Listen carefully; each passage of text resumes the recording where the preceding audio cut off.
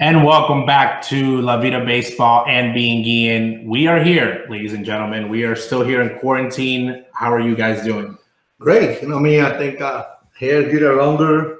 Well, you're excited. Your belly's getting bigger. Today's May 1st, so in the state of Illinois, that means that you legally can go golf, obviously, with the restrictions. Only in pairs. Only in pairs. Well, a pair, yeah. Obviously, stay here. I don't mind. I don't mind. Who's your partner for your first? This is like opening day for you. Who's your partner? The same guy play with me all the time. All the time.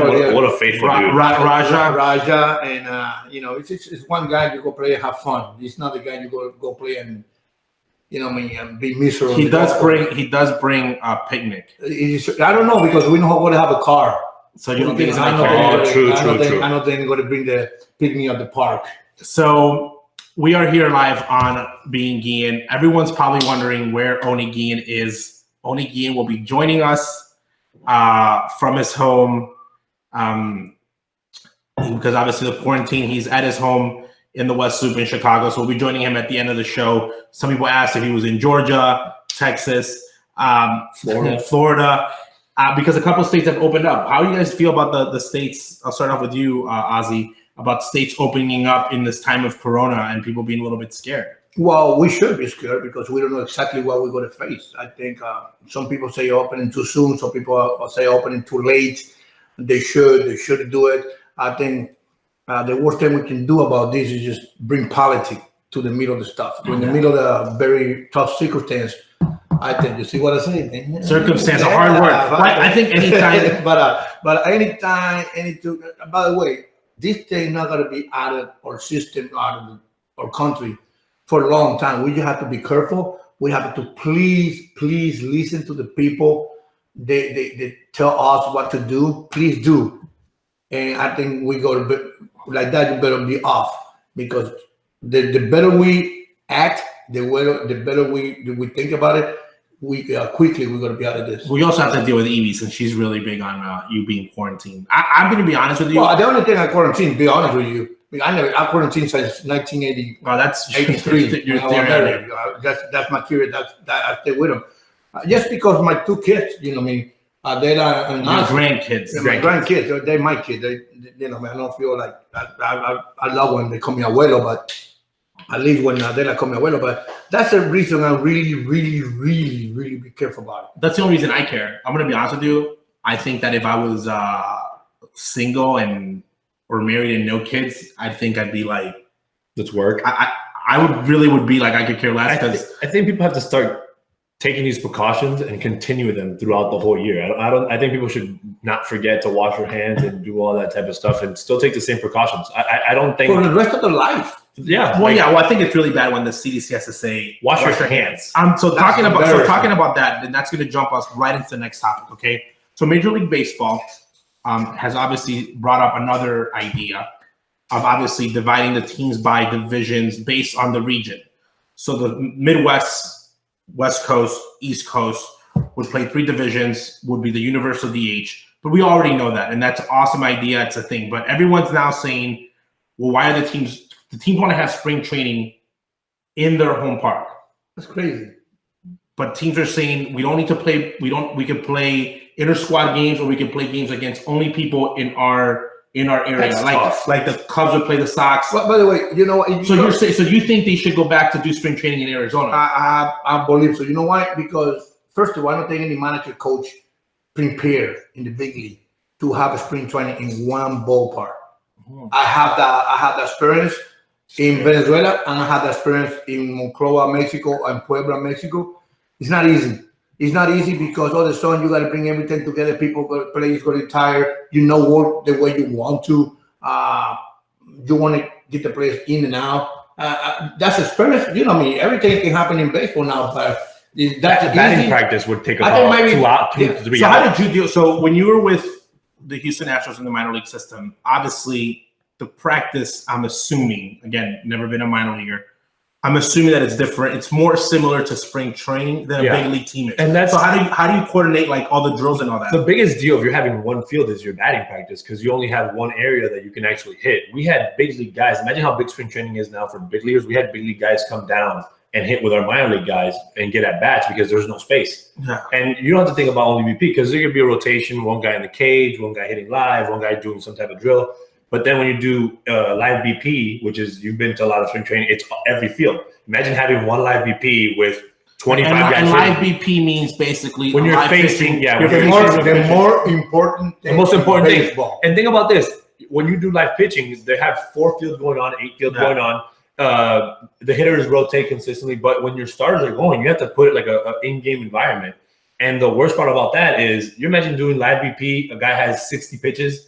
And it's one field. So about sometimes you have to put live BP. The guy throw 15 pitches and then take them out. Sit down and come back out. That's the one thing about it. Another thing about it is a lot of people talk about winter league. The winter league, you put the big boys like But the more important thing is about pitching. 2 going to be in the bullpen. 1 is pitching. The soon you rotate, but hitting you have flip. And in the tunnel or whatever, in the batting cage. Then you have one live and a regular batting practice. Is that impossible? No. They did it before. You can do it. That's easy. It's just not what it's a long day. By the way, I know Rick Renteria. You got a lot of, a lot of experience that because, he did it before in Winter League. And they know you have to go through this, but it's not easy. So the myth and something I wanted to talk about is, I want to ask you guys this question. You guys don't think guys just need 2 weeks and they're ready to play. You think how many weeks you think guys need to get realistically? Let's say we say how many weeks do guys need to get ready to play and be ready to go? Player, everybody. I think opening day. Like how many days do you need at the minimum? Without guys, were you saying okay, no one's gonna get hurt? Like I feel comfortable. What's the minimum of guys going right now? So spring training right now is what, a month and a half, 2 months? That's too long. Too long. The only reason the play's been trying to do that long is just because first of all, pitchers got to be ready. By the way, they only play that long for money. They play like I'm gonna go on the other side of this. 30 games. The only reason spring training is so long because yes, they do have 30 games, but you're there 2 weeks before or 3 weeks, 4 weeks out of month. The only reason they do that, ladies and gentlemen, is because back in the day, players like Ozzie Guilléns would show up, and it was spring training. It was super late. You just wouldn't show up in shape. Yeah, you would show up in. So the first I was ready to play. The first 3 weeks was to find yourself. Yeah, it was the guys. You had Fat Camp, famous Fat Camp. You have all the guys overweight, but now all these guys in the everybody, at least the top elite guys. I don't know if they're doing it for Instagram, but you see these guys in the gym. No, not even the gym. If you're a pitcher, Salvador Perez, throwing balls in the middle of the streets. And if you're a pitcher, you should already have somebody that you throw with. Yeah. And you should be, I think, 2 weeks. Let me go. All my respect. All my respect. When you see a guy, a pitcher, legit, throwing to his wife. By the way, guys, you guys know who his wife is? No, you guys think it's like some random girl? No, I don't. I'm not talking about Brandon Crawford's sister. No, I know. I'm not talking about her. I'm talking about a lot of guys. Okay, throw it, and it's just like you don't have the same feeling. Like I don't care. You can put. How do you think Scott Boras feels when Garrett Cole's thrown to his wife? That's what I think. Like no, but like. By the way, I saw her play. Like I saw videos of her like actually playing. They might sign her. She's Brandon Crawford's sister. So no, I mean nothing. She can play. She played. They all played. She played baseball. But I mean, wow. Why? I bet you Cole's not throwing 98. That wasn't the thing. He was throwing sliders. Well, that's easy to catch it because it's not that hard. I guarantee you, we'll play catch right now, and we'll be like, "Hey, slider," and I guarantee you'll take your feet out of the way. So we got Ray Avila here. Thank you for tuning in. He has a question. What will baseball be after this? Will it be the same? Will it be better or be worse? Be the same, man. It'd be the same. The worst thing happening in baseball, obviously, whatever happened right now, it's not baseball situation. It's just life. It's around the world. It's not just United States or United States. I think it's going to be better. I think people are going to love baseball a little bit more because players appreciate, owners going to appreciate, fans going to appreciate, the media.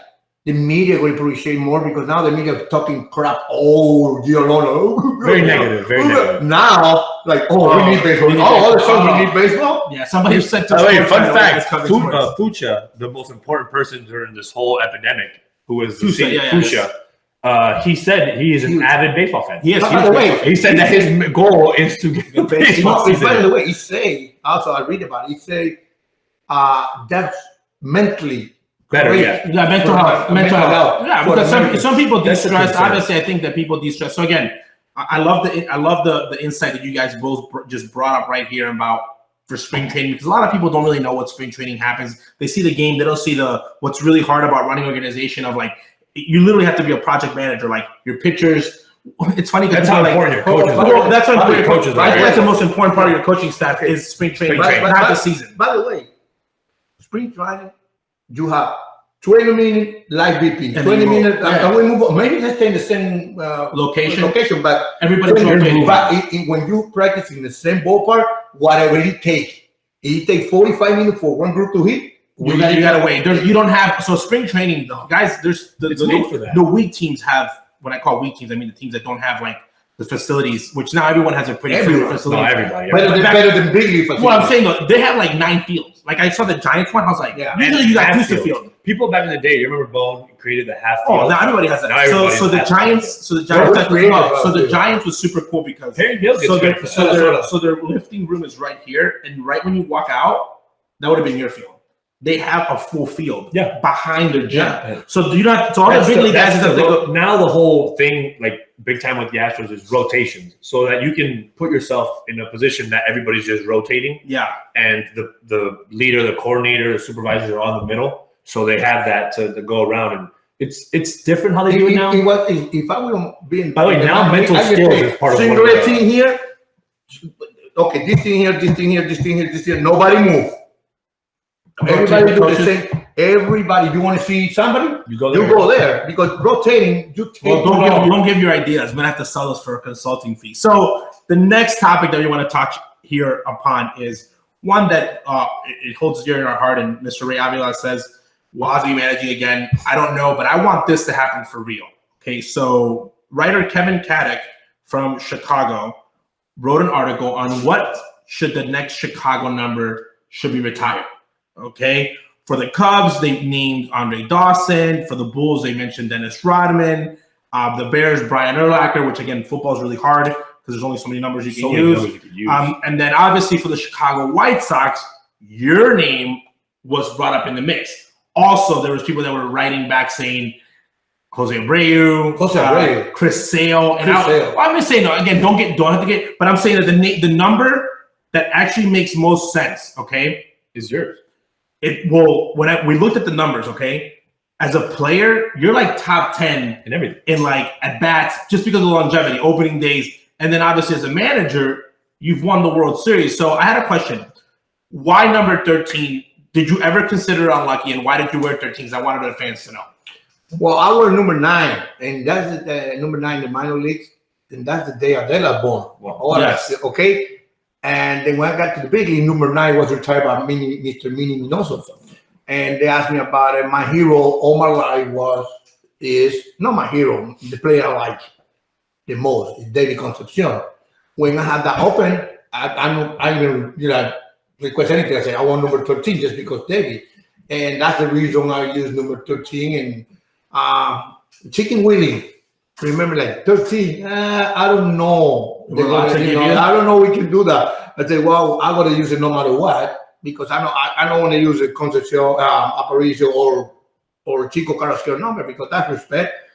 And the numbers got available. I know nobody like 13. I know that. And now they do. Now everybody loves 13. Well, if you're Venezuela, I think 13 and 24. If you wear 13, I always said in winter ball, if you wear number 13, you really thought about that. If you were 13 or 24 in Venezuela, I think it's gotten to a point like it's like in soccer. I always wear 13. No, it's funny because when I was managing in Venezuela, I see now somebody wear 13. I said, "You better represent." Yeah, I screamed to the kid. Well, I'm thinking, because now I think that generation. There's so many. Pre-Ozzie and then Acuna now wears 13, so he's like, "I'm wearing this." Well, I don't know why he wears it. By the way, think about this: me and Edgardo Alfonso, manager against manager, Venezuela, and he was wearing 13 and now we're wearing 13. Yes, I think so that was like, I was like, oh wow, I was like, okay, so I'm not the only guy. Yeah, so I think 13's become the number because obviously, and it's funny because Louis is 11.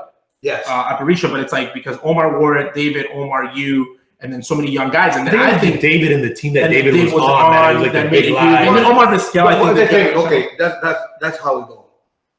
Who was after David? Were you after David or somebody else? David Concepcion, Ozzie Guillen, Omar Vizquel was 20-something. 23 in Venezuela. I like when Omar say, "Oh, I wear this number because David, I feel young." I said, "Good." You know, exactly me. I'm like, okay, not because I'm older than you. Yeah. But I say I wear number 13 because David, and I appreciate. Well, you guys both Omar. because you guys both saw David play. Yeah, but I think Omar sees that David play. But maybe that his dad did. I think that numbers are become mythical. I'm going to give you a question. I'm going to give you an example. Ozzie Jr., okay?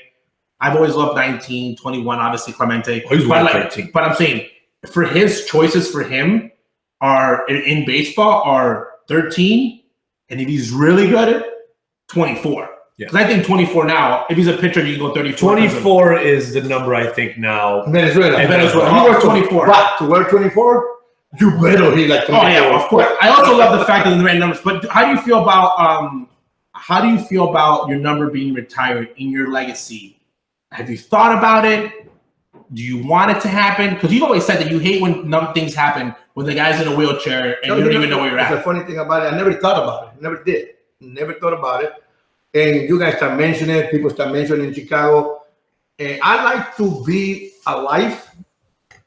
I like to be some people to be alive when that happens. Obviously, it's two people I love to be there for sure. Besides the player, it's going to be the owner of the White Sox, Jerry, and Hawk. I think Hawk called me. Put it on the board. I think I want them. If that happens, I wish those two people be alive because they see my career a lot. Hermie Snyder, Hermie, you know, so many important people in my career. Obviously, my kids and my grandkids be around, but when you talk about older people now, I don't want them to. Well, I think the Ed Farmer situation. I'm saying the Ed Farmer situation that's kind of between sad. Ed Farmer and COVID. I think life between like Kobe Bryant, Ed Farmer, and COVID. I'm like anything that you thought that was like taken for granted, like oh yeah, we're retired in 10 years. Oh, he's fine. I think that now, especially when you get into a sensitive age, like you know, if you're like 70 something and people are like, oh, he looks in great shape, but then you might not be in 2 days. It's just like that's the only reason I want. It's maybe a couple of people I'm missing this conversation because a lot of people want to, but I like to. I'm not saying I want to. I like to have Hawk here introduce me. Yep. Well, that's what I'm saying. I want Hawk to introduce you. Well, I remember when we were watching the Hawk documentary. I always look at everything from the outside because I didn't grow up in Chicago. I didn't see anything, and that was what's sad about Farmer because everybody always talked about Hawk. Farmer's been there just as long and just as close with the players. And more fan, fan the White Sox than Hawk. He's a Chicago guy. Yeah, he was a Chicago guy. So that part was sad. And I also remember being at Hawk's movie premiere and seeing like all the Hawk stuff. And I remember he got emotional. I was like, I really hope that everybody that's here could be alive for my dad. Because I always said, if you look at number by number for the Chicago White Sox, not only as a player and as a manager, your number should be retired. It's one thing, and it's not because you're my dad, but if you compare yourself to people in that group, you're right there. So it's funny when people mention more years in So I think one thing that people need to realize, one thing that I think that you need to have that. I think PK wasn't. People were like talking about PK and Mark Burley. I really like PK. What that good? Because this is why. So here's the difference. So if Harold Baines, for example, okay, spent his whole career with the White Sox, he's top 2. Everything. Since you were trading him a lot, he kind of falls like in the gap in between. But that's why PK is such a big White Sox guy because he played so many years. Same thing with Mark. You're the other person. When people talk about years and they talk about like Chris Sale, there's guys that have more games won than Chris Sale. Wait. Well, Freddie Garcia and him have the same number. So when you start talking about not to be disrespectful to Chris or anything, because he did have a great career. But the years that Contreras had, the years that Freddie had, if they're not retiring their numbers, because obviously they weren't that big for them, they had better years. They had a bigger impact. To me, it's what impact you made in your organizations. Because front office guys don't have impacts. They don't win games. They're around. And that makes a big difference. I think more the impact that you had on the team, coming back as a manager, coming to the thing, I think that's what makes the difference. Well, that's the battle with the Jose Abreu conversation. Yeah, like for Jose Abreu, yes, he's been the best player and really, really bad. No disrespect, but there's guys that he's going to retire that are on that retired ballot. Harold Baines, Robbins should be there. Mark, PK, all those guys. what contemporary guy that played with Abreu? Like Abreu is just a guy that he's the diamond in the rough. By the way, he's just you have to talk about somebody. I love Abreu. People talk about Abreu like I look at the numbers. I look around. He showed me. He only played for 6 years. Well, that's what I mean. He needs more. But the thing is, there's nobody in Chicago in the White Sox that you talk about. Now it's changing. So we did the math. So as a player, your number should be retired already. Years played, 14 years, the best years of your career. Your number one defender in all the organization as a whole. That's so the most important. No one can say like if they paid you to catch the ball, it's like they made it was worth it. It was a good investment. So it was a good investment. Leader in triples. So as a player, and then as a manager, without even the World Series, when you look at the percentage of wins and losses, you're there, and then you're the only manager. This is really sad to say. You're the only manager with 2 playoffs in White Sox. You're the only manager with 2 playoff appearances. So, well, I hope they remember that. No other fans, they're right people. Well, correct. So I hope that it gets retired. When we got in the conversation, the Dennis Rodman one was very interesting because again, he won 3 championships. Sammy Sosa, man. I think that the one that no one mentions on that list should be an automatic. I think Sammy Sosa should have his number retired automatically in Chicago. More than anyone, more than Ozzie. Yeah, more than I think in Chicago. Andre Dawson, bless his heart, he's a great player. Have you ever? I think Sammy's numbers are. If the Cubs do ever make fun of the White Sox fans for a big steal, it's the Sammy Sosa steal. And another thing is, I imagine if Sammy and Frank would have been together, numbers wise. I remember being in like growing up in that era when Sammy and Mark and all that. Sammy made the Cubs cool again. No, wait a minute. Let me tell you what. Because you know how big of the gap is from like Sammy Sosa, Margaret, Ron Santos, Ernie Banks. Like, no, let me tell you one thing.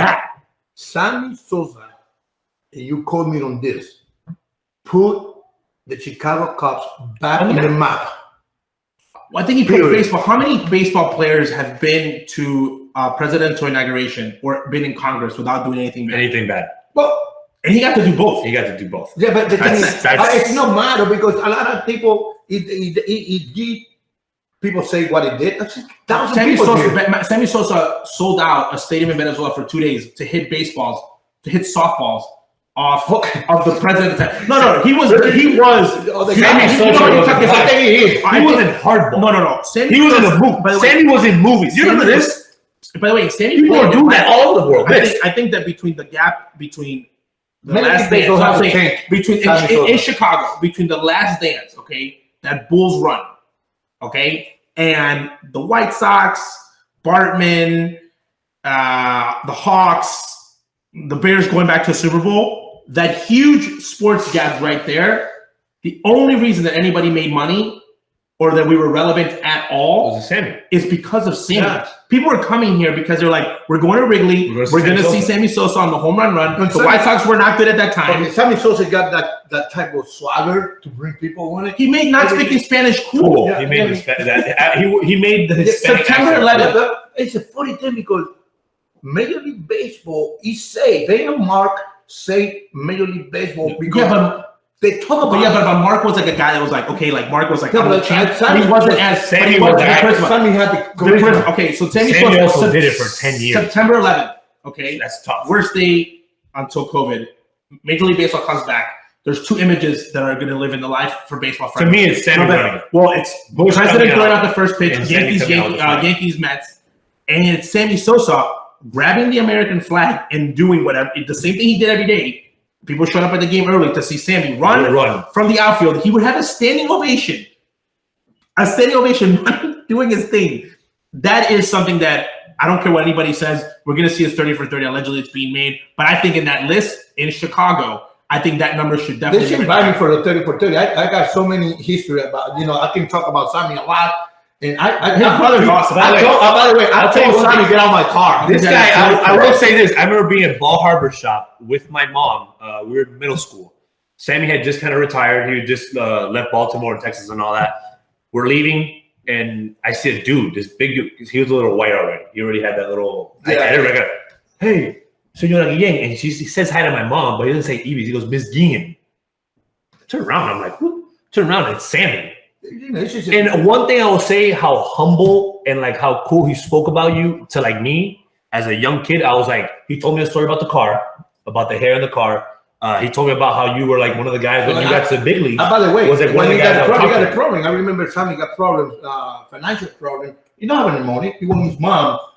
And I remember told her behind, whoever said, listen, man, why you not help this guy to do this, do that? And thanks to me, they give the money to them I think they want to buy a new house or whatever. And I remember go from Sarasota to Burlington, play against the Pirates. I was Sammy, we're talking about, what happened instead. Man, I want to buy my mom. You all worry about your family. I worry about my mom. And that thing hit me so bad when I left the bus. The soon I went talk to the. Well, he was always a prospect. He just never clicked with the White Sox. He was always a top prospect. Was he a guy that you saw hitting and were you like in batting? Wow, was like yes. We call him Sorrow. Well, no, we. Ivan Calderon. He will go. He strike out a lot. But Sammy, you can see, Sammy can throw, can feel, can run, really unbelievable power. So when he would hit it, it would travel. Oh God, Sammy's got. I wouldn't compare him from Mondesi, Vladimir Guerrero. He's the type of guy like people forget how good he was defensively. Yeah. People look at it and go, oh my God, this guy. You know who loved him? Jeff Torbo. And I remember, Sammy had a very tough time with the White Sox. I think that's the reason they trade him. But I remember he's batting 8, I'm batting 8, he batting 9. They walked him twice in one game to pitch to him. Sparky Henderson in Detroit. If I say that, people are like, shut up, you always talking. No, it's fact. We did Google. To face Sammy struck out both times. Then I know, thank you. But I know behind it, it wasn't Sammy then. Then Sammy turned around. Now he go, I forgot that the head of baby told me that. I said, hey, you remember once or twice we played golf twice? Never, nobody walked me. Maybe naturally, especially intention because the intention walk. If you would throw 4 pitches. You finished that year with 5 walks, 2 intentional. We Googled it. It was pretty funny. That was also because oh my God, Sammy was that bad. But I don't put it that way. I say I was too good. Yeah. So thank you for tuning in, Being Guillén live here on La Vida Baseball. Every Friday at 1 p.m. Eastern Standard Time. Onyo will be joining us at the back end of the show. We'll be joining in one-on-one. Rhonda, thank you so much for the messages. Manny Colon, Rhonda, happy birthday to Alyssa out there. She's the voice of the Chicago White Sox in the stadium. I actually need to send her a bobblehead doll because I saw that there was Canerico Hawk. I believe the other one was Mark, but no Ozzie. So I got to send her a bobblehead doll from the man himself, a part of the White Sox family. So everyone, the most important thing on the field, but the most hated thing on the field, even on MLB The Show, umpires.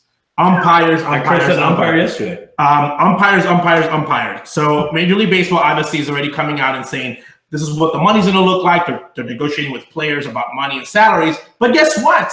The umpires are also in a union, and they also get salaries paid and also need to be able to compensate because they don't make minimum wage. They make pretty good money. So they're saying right now that they're asking umpires to take a 35% cut, between 35 to 20% reduction on their salary. 20% being the more realistic. Umpires are like, wait a minute, we're not taking a cut. Do you think umpires should take a cut? I'll go before you. So that you're gonna. But one thing that they should do with umpiring is during this time talk about ethics of the game. Like there has to be somebody besides Joe West. And if everybody else is taking a pay cut, how is an umpire? And that's what's wrong with the game right now. How is an umpire going to say, no, I'm not going to take a pay cut. I don't care, blah, blah, blah. Then they should do what they did in the NFL and baseball. They should do a strike and just get a whole bunch of new umpires. Well, technically, here's the part that that's people, not much different. Well, that's why. It's not that much of a difference now. So the reason that players could strike, or when people that have skilled workers can strike, is that no one else can do your job. Exactly. Is Major League Baseball going to take a huge hit, obviously bringing other umpires? Absolutely. But is it the game going to stop? But with all due respect, besides home plate, they're going to play without fans. You don't think they can play with an umpire? I'm just saying. By the way, they try to eliminate umpires. Well, they have already been doing that. By the way, umpires right now, this is not the time. Sensitive. This is not the time to play with that. To be playing and flirting around and getting people ideas. You know what's funny? Everybody looks at this guy like he's crazy. Like he was a crazy manager and all this stuff. And I grew up with him in a dugout. This guy doesn't talk. He's very quiet. Then I became a manager. Then I realized why umpires are so annoying. It's not that you messed up. It's not that you do something wrong. It's your attitude. It's what you do. I think Major League Baseball should talk to umpires. They should have a meeting. And just how players know umpires and they find out, hey, Joe West does this, they should give these guys a class. Hey, this is Aaron Boone. He played in the big leagues for 16 years. His daddy was this guy. His daddy was this guy. Why? So you know the person. They come to big leagues. There's young guys in the Ozzie. I had guys in the minor league baseball who I was like, hey, do you know who? So I'd be like, hey, who's Garrett Anderson? Who's Michael Young? Who's Mo Vaughn? They had no idea. Well, I feel like when they get on the field, and that's been my issue always with umpires, is when they get on the field, they think that they're bigger than the game. Exactly. They want to be the show. Obviously, Joe West, plus his heart, he has so many Major League Baseball games. I hate Joe West. But I think that the guys that everyone likes, it's not even about them being umpires, about calling balls and strikes, because they don't mess up. It's about the guys that you can approach and say, hey, let's have a conversation. That's it. All that work was a manager is in 1980s. They got the same old umpires everywhere. Not only American League, they put it together. Yeah. Okay. When you go to talk to the umpire, they listen to you and they turn. All right, good. I'm sorry, I messed it up.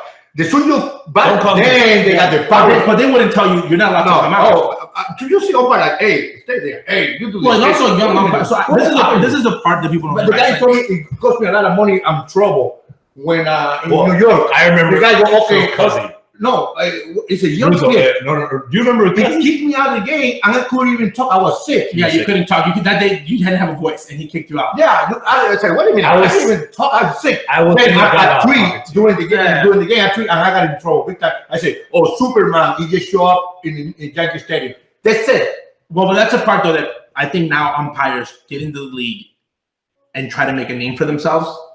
Like right now, the manager is Joe Madden. Matheny now back, and Aaron Boone. Like if I stand up to Aaron Boone, Dusty, all these other managers are going to respect me. I started a game, swear to God, in home plate meeting, you're going to love this, with a warning to both benches. Before the game started. Not for hitting pitchers or players, not for hitting drillers. Is that even legal for arguing? But for bickering. No, it's not. Is that even legal in the rule? And then I almost got thrown out for saying you can't give a warning to the dugout. He said if anybody says one word, me and the manager were like, that's the other part. You're sitting on the dugout, and then umpire, wait, somebody says something. The dugout's really big, and this is where umpires, I think, are. You're hearing there, and somebody in the end of the bench, I have a story, something, and then they start screaming at the manager, and they're like, "Dude, it's let me say it. Oh my God, I will never forget it because there were so many great players involved in it, and it was so weird, and I was in the middle of it, kind of like because people were looking at me. We're in the dugout. Mark Burley, every first pitch, which to me one of the greatest things in baseball because it's one of those team things. First pitch, no matter who you are, he'd say, "Hey, both ways." No matter the umpire. No matter, the only guy would turn around every time was Joe West. Always turn around, try to be funny. We're in Yankee Stadium. Derek Jeter's about to come hit. Me and this guy aren't even watching the game. I think I was asking something about the lineup. We're talking. We hear Mark go, "Hey, both ways." Me and him have our head down. Cooper is right next to us. And all we hear is, "That's enough, Ozzie, get out of here." Yeah. The cameras pan to us, and me and my dad are having a full-on conversation. Cooper taps and goes, hey, he just threw him out of the game. I look back. He looks at me. I turn over. Everybody's looking right at me and looking at him. And I'm like, dude, this guy goes out. He goes, hey, did he throw me out? And I'll never forget because Derek Jeter's looking at all of us and he goes laughing. And he's looking at Mark. And Mark is on the ground. Everybody's on the ground laughing. This guy was just... No, that's the day I told. Never forget that. If this umpire got problem with me, I will wait for him in the parking lot. I'll wait for him in the parking lot. And I wait for him in the parking lot. And we saw that. He passed away. Oh, no. He's still torturing Major League Baseball. Like, so I go, wait a minute. First of all, what they say, that English was perfect. Perfect English. Dude, it's the first pitch of the game. You should know, obviously, the reason that they want robot arms and with this whole money situation, they're saying they're not going to take a cut, which I think they should because everybody they will. But here's the thing: they have to. When you're sitting there, okay, and it's the first inning, and that made you somebody just screaming both ways makes you react that way. That means that I'm saying no, you don't have control of the game. I think as an umpire, you must have poise and control, because when a player loses it, you're a cop. You say things to so a cop. Do you know? And they're not going to react to you. Do you know why umpires are that always big? I do. By the way, it's They always were bouncers. They were And guys would actually fight umpires back in the old days of baseball. By the way, umpires don't have a good job. They have a tough job. Fans are it's all over you. Media's all over you. Both those guys all over you. You know. I think if you command respect, but no, if you respect. come very nice with people, like respect both sides. You know, another day say I asked one of the umpire what said the name here. Mark Burley was pitching, and who is the lefty for Oakland A's? Cliff Lee. No, Oakland A's. Great golfer now. Mulder. Those guys lead the league in strikes. Lead the league. And they're in the zone. I remember that day. Yeah, I go, what? And they go, I remember that day. hey, so, are you drunk? He told me, no. He turned around and I go, no. I go, that's a bad answer. I went after. That's a bad. You told me you're drunk. I can't understand you missing those pitch.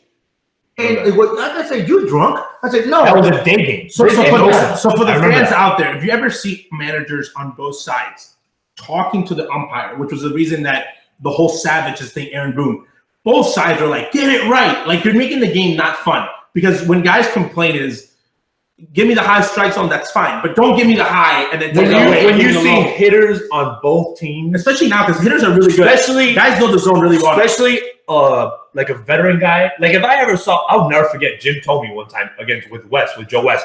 Jim told me, never said a word. Never. Cornerco, I will give it. PK, his zone was like this big. You call anything on PK, Jim told me, I'll never forget, Joe West strikes him out.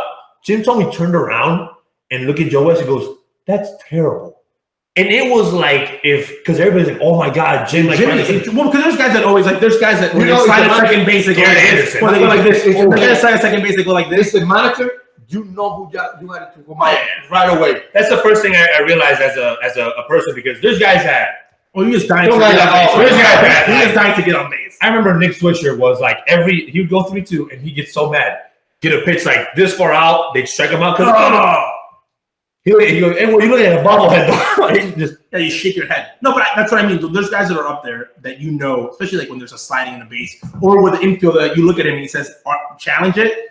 Because there's guys that want to challenge it. Talking about umpires, you know what? You want to talk about umpire? You want the winter win. Oh no, that was I really feel that when you're the guy from the Sabrina. You know what? You could be a bad umpire, but as long as you have respect, the reason that the umpires, especially in Venezuela, especially here, when they argue with guys, is that I would put the player to make the first mistake than me. Yeah. Umpires make the first mistake themselves. Like now, managers, like you look at Earl Weaver arguing. They deserve to get They deserve to get kicked out. I saw guys last year getting kicked out without even leaving their bench. Meaning like this. The umpire they'd be like, hey, the umpire would take his match and say, be quiet. And you're like, wait a minute, you're pointing at that point, you're like, wait, you're pointing at me? That happened to me. And then in Colombia, I got the phone. I'm sitting right behind home plate with my wife. I'm drinking. All of a sudden, this guy called timeout. Puerto Rican guy, I don't know what it was. And he started. He was the flash on the putting somebody in the third floor of the ballpark. Like, what are you doing? Yeah. He think everybody. I'm screaming, hey, nobody come here to see you. Let's go. Every pitch, I turn my lights on and I just waving to him all the time, like this, for two innings. Like, how you're behind the plate? Why you? Yeah. You know what's always fun as a Ozzie Guillén's son? You know what's always great? Because they think you're crazy. No. I was bat boy during my dad's era of getting thrown out and all this. I was bat boy. Yeah, so you had to go back and give him the balls and whatnot. So he would get kicked out. Bruce Fleming was hilarious. Angel Hernandez. When Angel kicked my dad out, I know Angel from Miami. Know his family. Yeah. And I kick him out. I'd give him the balls and be like, he goes, tell your dad. I said, well, he's like, hey, tell your dad we'll talk later. I was like, okay, Angel. I was like, that's this is a misconception, okay? And White Sox. So I think we agree that they are going to take on they will take a pay cut. I don't know what the percentage is, but they will take a pay cut. They will agree with it. But here's the part that's interesting. So Ronda just said something real, like Rick Renteria gets kicked out a lot. People don't realize it because he's a younger manager, meaning in his career age. He didn't have 10 years in. People used to think that you used to get kicked out a lot. You didn't get kicked out that much. Bobby Cox always. literally, they pay him to like be not in the game. That's what you're No, you're gonna tell me that, buddy. You're not your dad's whatever. No. Bobby Cox, I wanted him to go. Pacioretty always in the corner. I see next to Bobby. I want to learn. And I used to go, geez, that's a good pitch. Bobby Cox, the guy you still have the ball in his hand. And Bobby go, come on. Nobody go, Bobby, what's that? Pacioretty said, Indio, get out of here, Indio. Get out of here. Say, why? The pitches you got in the windup. I go, that's a good pitch, Jesus. Bobby Cox just run. No, but I think that managers kicked out for several reasons. I think that. And that's something that I think that there was a misconception with him. Who's the guy who had to defend him? I think managers get kicked out defending players, okay, because that's your job. Number two, they do it for reaction on the team. Your team's like, which I think that's why Rick Renteria has done it a lot, is because he gets frustrated. He tries to rally the guys up. So he's like, I'm going to get kicked out. He has a young team. That's what I'm saying. When you have a young team and you have guys like Tim Anderson and Moncada. No, it's not even that. They're going to argue about little things like because they don't know. Exactly. And his job, people don't get this. He doesn't argue for whole game. If you're a manager, okay, you can be Rick, you can be Ozzie, you can be anything, and a player is arguing and you do not leave the bench, that is the biggest sign of disrespect. Go ask LaGuardia. I'm saying that you cannot get up and go argue and your player be arguing and your manager be like, yeah, that umpire is completely right about that one. That's just not good. You have to go out no matter what. You have to go out no matter what, even if it's to say, hey, calm down. You tell the umpire, like, okay, we get it. This year I did that, walked out. Kid was arguing with the guy, did not curse, was like, hey man, you've been calling that pitch. Umpire threw him out. Umpire thought I was gonna grab him. I was like, go ahead. And the kid just aired him out. Umpires need to know that. I'm a manager in a men's league. And that made me retire right there. I played for the Browns. Oh, the guy comes the umpire like this much. No, the play go, come on, he struck me out. I go, but you get tired as a coach. I'm saying you guys both manage. I'm saying you guys both manage. My heart rate in the playoff game, and I should have been kicked out. I walked all the way to the home plate to see the guy score. I was like, I'm going to get kicked out. My heart rate of excitement, being mad, and wanting to move was so hardcore. I know why now managers suffer from like heart attacks and whatnot. But no, I'm saying, though, you literally want to be like, you know what? I'm just going to chill. Like, there's got to be a point in the game, but you can't. I think that the one thing, that's why I think Yadi Molina, since we're going back to, I think Yadi Molina is so important because I had a catcher this year in my winter ball team who was so good that I knew when he turned around that you knew that it was for real. real. He said something. But I can imagine having a bad catcher. Like I can imagine, not talking bad about him, like having AJ. When AJ's he's not hitting, life is very sad. Yeah. Like I remember AJ dropping balls and just throwing them at me on purpose. So I can imagine when somebody, like I remember AJ catching a ball that was really out and just turned. You're like, where's that pitch? No. So I can imagine I have a sign with AJ with the catcher saying, when you think it's a strike of balls, just grab a little dirt and just throw it at it. Okay. All of a sudden, AJ's 4 for 4, no dirt, never dirt. 0 for 2 is dirt. Every pitch, he blocked the ball, is dirt. That's a strike. Come on. So those are the dynamics, obviously, of it. And before we wrap and take a quick break, I want to ask you guys something. So do you guys already pick the restaurant you guys want to go with when the quarantine ends? We been eating very good. So you don't have like a restaurant. So what's the one? And then we got and Ozzie, I'm the only one that doesn't cook in this house, and then maybe Ozzie the Della. So do you guys have any activity you guys think you guys want to do right after the quarantine? Golf. Well, you're gonna golf today. The golf. Is there anything I want to do? Do you know what I want to do? I want to go to a real gym. I want to go to a real gym. Okay, you know what I want to go to a real gym? I want to get started. I can leave the house and do what I like to do. Go get your coffee. Can I be honest? What I really wanted to do, what I really want to do, and it's kind of something what's going on in baseball is bad. This is my first year that I don't have anything to do during the summer. Like I can be a normal person. Men's league. I want to play.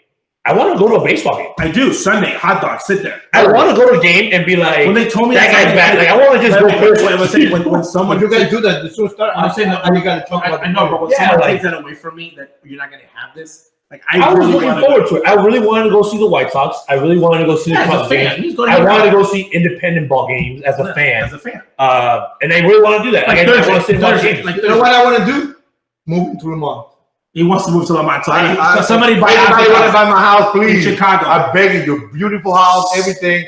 I just want to move to stay with my kids down here. So please stay tuned here on Being Guillén. We're going to take a quick break, and we're going to be coming back with Guilléns. And Mr. Quarantine, or where he's at. We're going to quarantine that week. We're about 100 teams already. So let's take this quick break here on Being Guillén. I'll see you guys very shortly. I got in trouble with Major League Baseball. They called me, I had a big mouth. Why? Well, you do have a little big mouth. But no, because big mouth is when you tell the truth. Cannot talk the way we talk about in the house. Yeah, we have to be a little more. A little bit more PC. Second day of spring training, he turns to me and goes, I don't think this is going to work out. Was the words right? Yeah. I don't think this is going to work out. And I said, what do you mean, the team? Like, as a roster? Yeah, Rodrigo Diaz says, we know that Ozzie Guillén didn't take any. Any what? With steroids.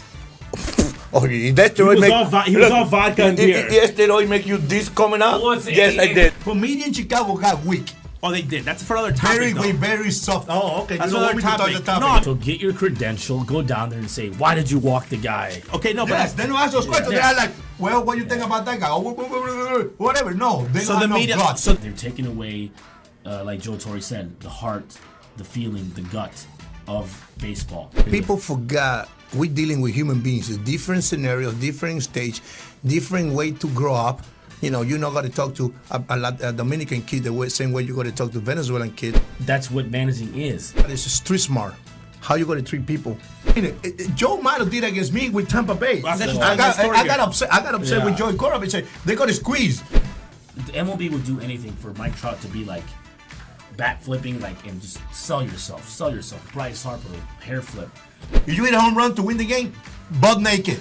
Take your butt naked. A World Series game. Yeah, good They going. not, they not drink much. But Roberto Hernandez was my drinking partner, and my I think Harold Baines. Joey the love of my Cora, life. Joey Cora, and you Joey, live together. Joey was weird because Joey He only drinks like once a Once year. a year. And It's the unspoken rules. I'm like, no, unspoken rules are you don't run over the pitcher's mound. You don't flip a bat. It's not, I put a camera and I steal your pitches. Hitting when knowing what's coming and PEDs is more of a competitive advantage. I said, I've taken things that have been banned in MLB baseball and it didn't make me a better baseball player. It might have made me feel better in my head, but knowing what's coming, I would have benefited more. Oh yeah, of course. So- by the way, I want to do it. If Ozzie Guillén was your lift right, I will do it. I want to do it. Let me know what would be your first thought. Like, man. And we're back here on La Vida Baseball, Being Guillén, and we have Oni Guillén. Oni, people have been asking, where is Oni Guillén today? And I said, well, Oni Guillén is in his home in the city of Chicago. What's happening? What's going on? Just 1 second. What's happening with did we lose Oni? I was getting up Nope, there. I'm here. So he's back. So Oni, what's up? What have you been up to?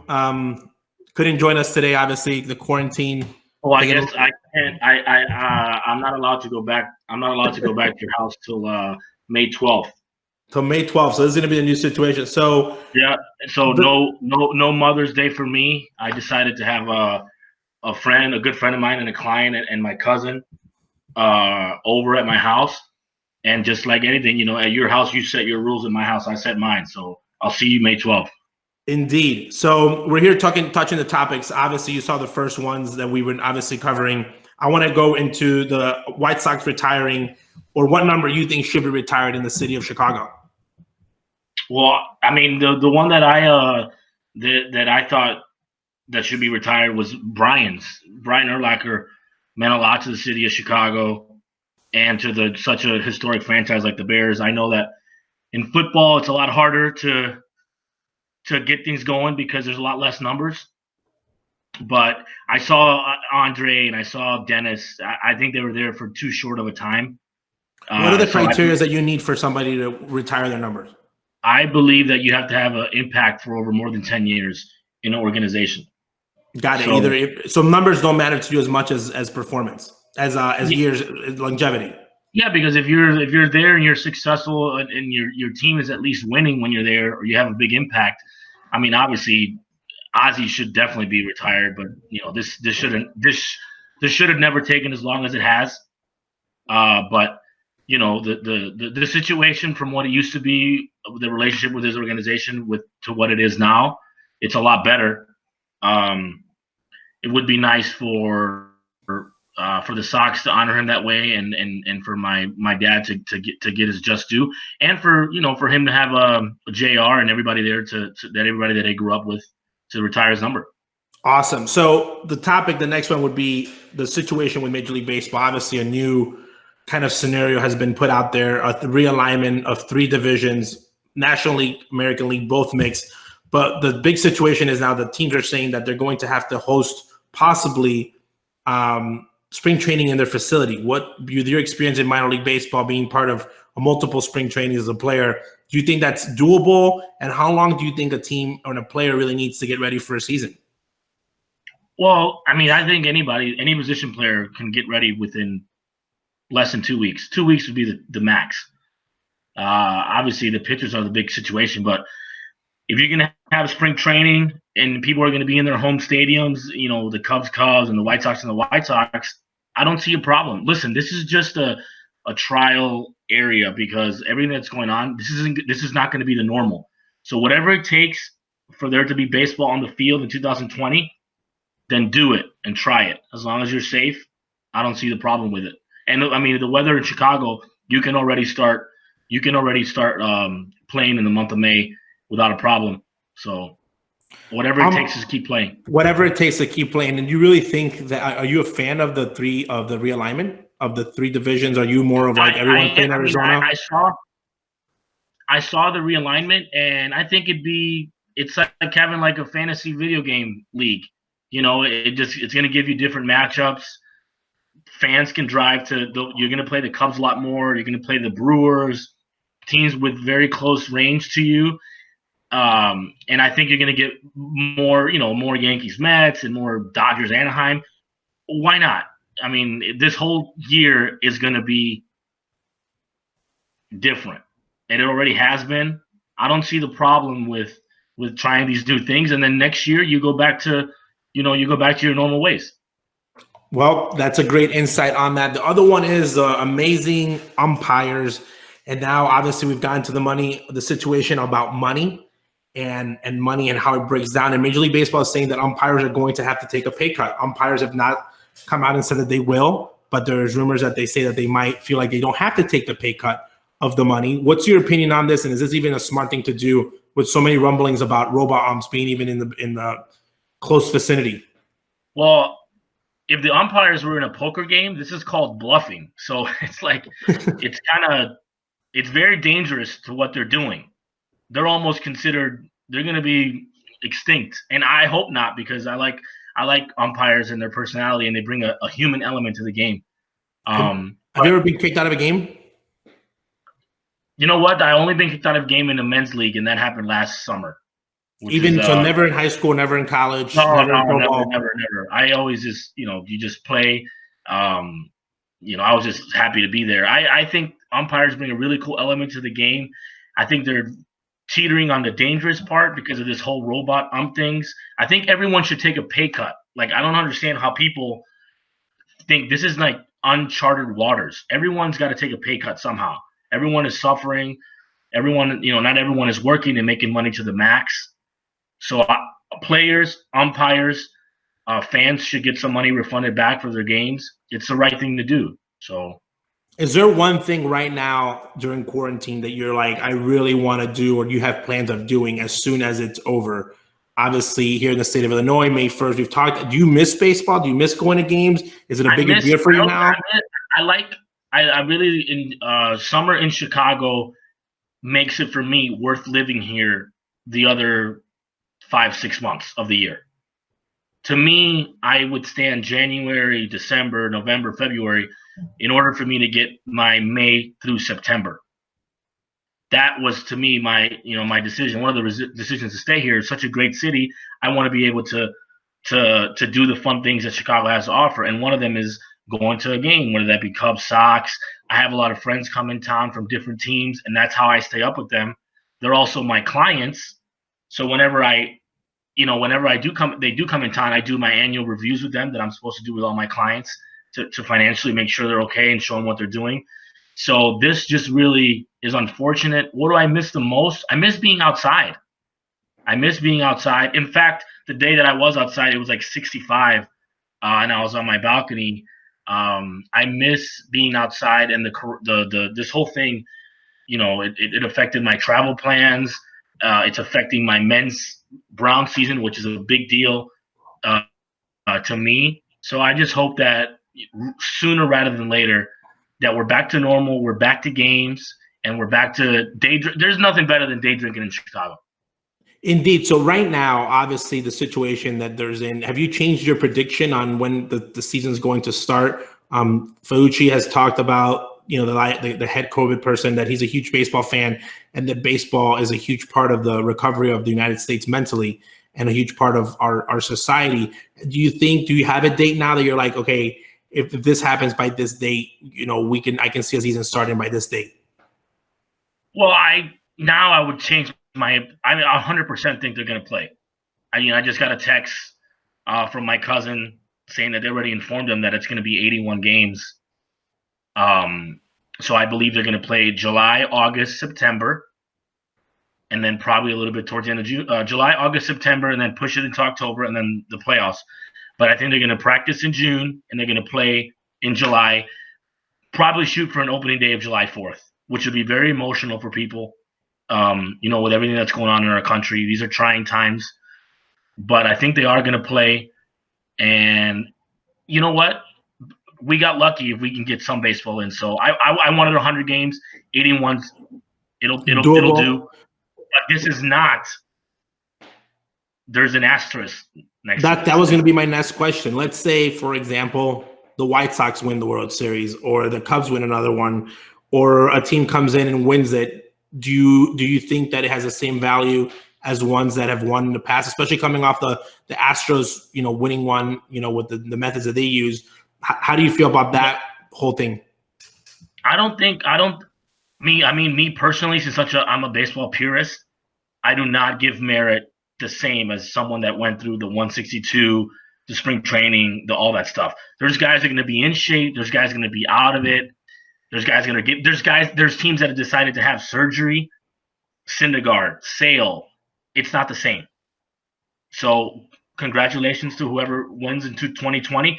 I'm sure they won't care because they're still going to get, their playoff bonuses and their ring and all that stuff. But there's always going to be a thing to it. Even in basketball, anybody that wins a season, it's not the same. If it's not the same, there is a little asterisk next to it that's the Corona season. David Hammond says that July 4th would be incredible. And then he also says, David Hammond, 80 games would give the Mariners a shot to make the playoffs. Do you believe that teams with weaker rosters have a chance to make a playoff in a shorter season? Do you really believe that myth? I mean, I just think I was looking at the divisions and seeing like who's with who. I don't know what they're gonna do with the format of the playoffs, like who gets in and who doesn't, because they're gonna have 3 divisions, so the first 3 or 4 teams get in, or the first 2 or 3 get in. It's gonna be more like a round robin. Like you only play your people, and then you see the other teams in the playoffs. Yeah, so the part that's very interesting about that, and I was going to send you the information, was in 2006, the Chicago White Sox had the 5th best record in all of Major League Baseball, and only one team in the National League had a better record than them. So I think that there's teams that are good because they're in a certain division, and now that other teams that are not as good might shine because they're in a better situation. Again, if you play a certain opponent, it's easier than playing another opponent, and might make your team either look better or worse. Yeah, I mean, it's going to be a chance for MLB to look and experiment and say, what are we doing? Is there something that we could possibly do down the road? Can we think about realignment? You know what? I don't care as long as there's games, and I will be watching. I think now is a great time for MLB to tweak it because people are going to be watching these games at home. I would love to see the games and different matchups, and the fact that there's no fans. Like, it's going to be so crazy to see all the dynamics. What are they going to do? Fans? You rather go fans, or you rather go cardboard fans? I think isn't Asia doing that? Yeah, Taiwan. I don't even know the name. Then the monkeys are doing that. Think, it's going to feel like playing a game in Tampa in like July. I mean, the fans are a big part of the game, but unfortunately, hopefully by the time the playoffs comes around, which I still see hard because they're just trying to avoid big masses of group of people. Do you see them saying, okay, we'll allow, every 5 seats to have someone stay there? Every 10 seats? I don't see that because, I just think it's just a lot easier to just say, hey, no fans until, the playoffs. Like, I just until think further that's too notice. hard. Yeah, Well, I think that's going to happen. So we'll see. But I think that we're on the right path as far as this whole thing winding down. And I mean, other countries have been locked up for 2 or 3 months. We're just like in the middle, I think. Yeah. So, well, Oni, I mean, thank you so much. What were you going to say there? Sorry, I missed you right last I spot. think we're on the right path, and I believe that this is going to get resolved, and I think that we're going to have baseball back. So Perfect. Well, thank you so much for being with us today on the Being Guillén Live. Hopefully, I'll see you soon from the quarantine and being back with the group and everybody. I know that everyone was wondering where you were at, but you won't see me. You won't see me that soon. You'll see me May 12 days. So whatever that May 12th thing is, and that's when I'll be back. Well, thank you so much. Thank you again for joining us, Being Guillén, here on Vida Baseball. We will see you next Friday. Please check out the podcast on where you download your podcast, Being Guillén and Vida Baseball, here every Friday at 1 p.m. Eastern Standard Time. Thank you guys for joining us. It is a wrap. Have a great weekend and see you guys next week.